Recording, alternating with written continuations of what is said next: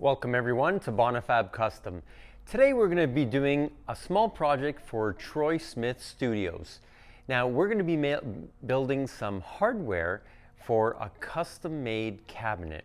Now this hardware is going to be made out of solid brass round bar, and I'm going to show you how I do each step of it and how I machine it. Now it could be machined on a CNC machine, but because of the low quantity of the parts, I decided to do it manually. So I'm going to show you step by step of the process and how I made this complicated hardware for this custom-made cabinet. Let's get right into it. So looking at the drawings here, I have 6 knobs that are basically a sphere, 1.5 inch diameter. And I have some threaded holes that I have to put a threaded hole to fasten it to the actual drawers. I have this frame that the legs are going to be attached to, and you can see they're on an angle, so that just adds to the complication of this turning of the legs. And we have the actual legs here that are tapered and have a sphere on the end. So when it comes to turning or on a lathe, we need to hold it by something. And then we have this big distance, and that just complicates it again because we're trying to hold it by a taper, which we can't, or by holding it on a sphere, which is very hard, very difficult, and especially on top of it, it's all made of brass. So brass is very, very soft, and if you hold it by the jaws on the sphere or on this part here, on the taper, it could wreck the brass part very easily.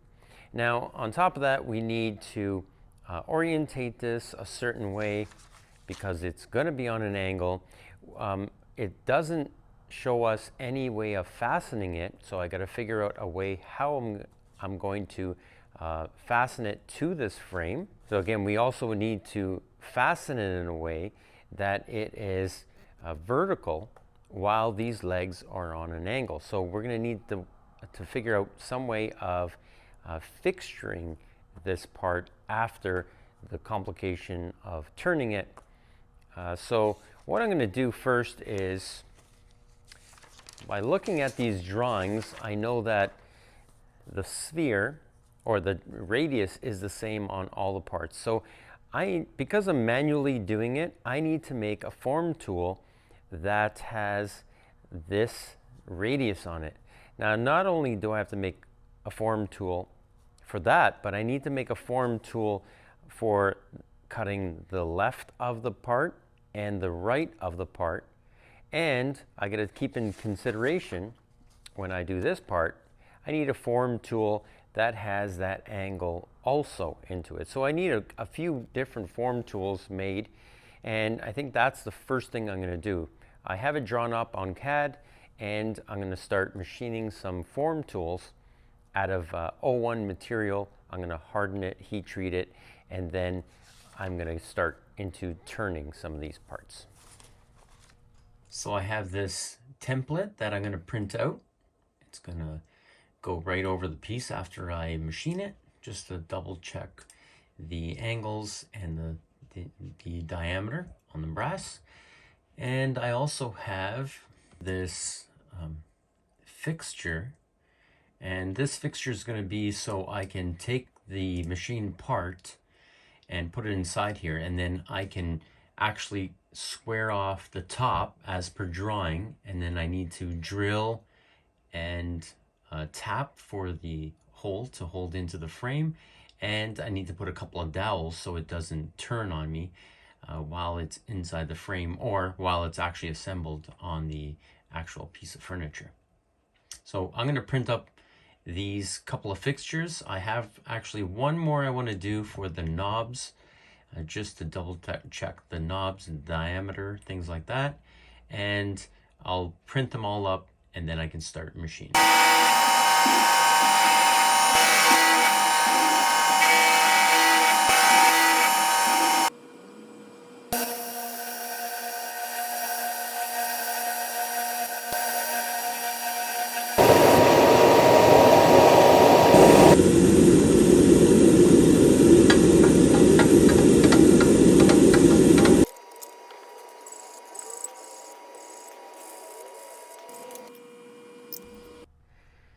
So now I have some 3D printed parts, which are gauges and a fixture for holding and cutting the legs.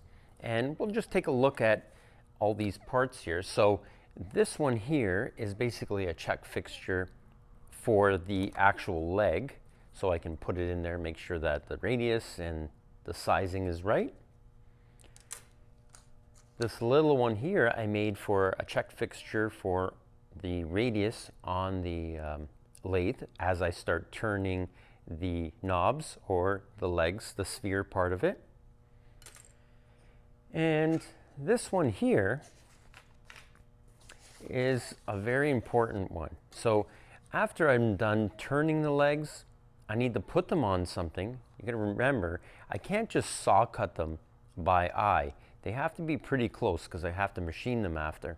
So this will actually hold that part, that complex tapered sphered part, and I can saw cut it, and then I can put it upright on my fixture, and I can pick up center and drill and tap for the fastener that's going to hold this on the frame itself.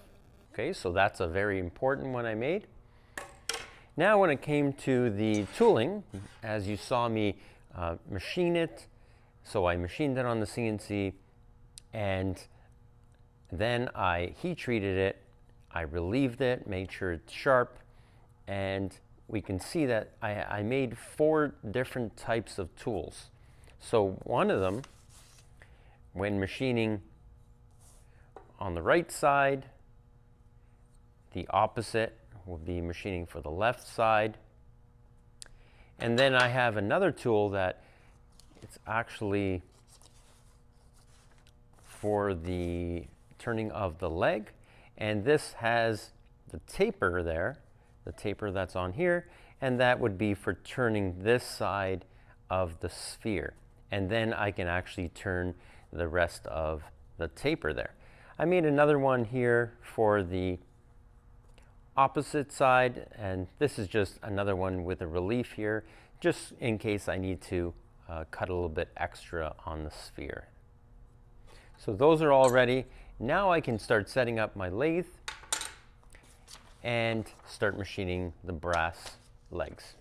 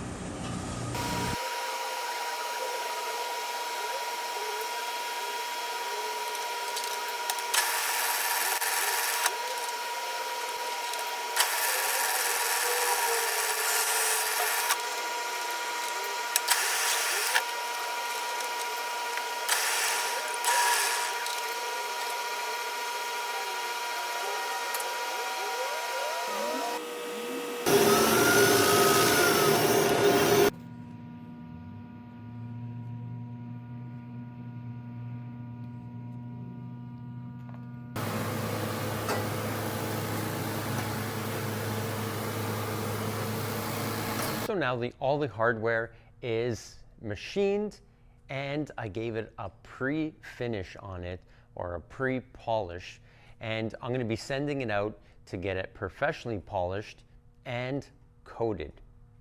And we should be getting it back any second now. So let's take a look at just how it came out.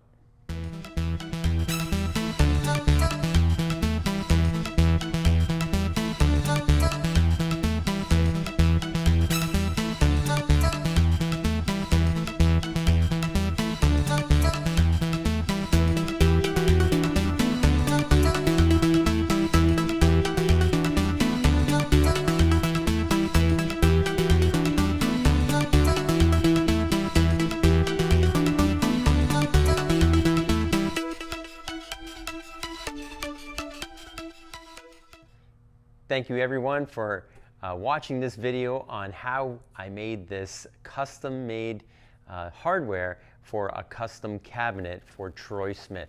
If you want to see more of his custom designs, check out his Instagram at Troy Smith Studios. Thanks again for watching. Don't forget to subscribe and push that button for notifications for more videos of fabrication and forging. Thanks.